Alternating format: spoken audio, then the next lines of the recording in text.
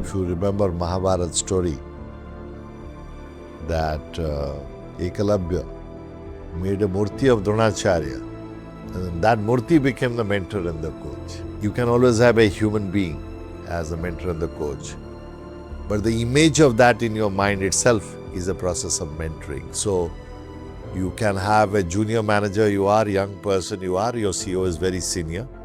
You don't have to every day interact with the CEO to learn. But if you can just watch and observe also, you can learn. So I think there can two aspects to mentoring coaching, which is active engagement and other is passively soaking up all that is going around you and people around you. I think people have always value to add. I know I had a senior CFO that helped me within the group to learn about accounts, finance, which I didn't know. Every field actually, one doesn't know many things. You go to learn, there's a certain meeting that you go to the first time. Have you studied the people? There are many times when my secretary's brief always was that before I'm meeting someone first time, I need to have LinkedIn profile or whatever search on internet to know about the individual before I meet. Now, this whole preparedness, the concept of preparedness, is very important to success. Otherwise, athletes, sports persons, all the time you seeing them practicing, preparing before a match, and even when there is no match. Similarly, I always believe that trying to prepare yourself in some manner is critical.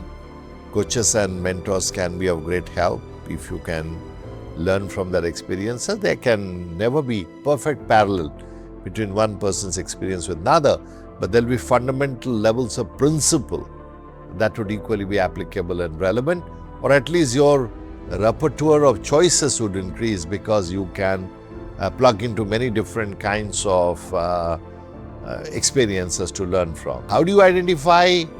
You can always talk to people to identify.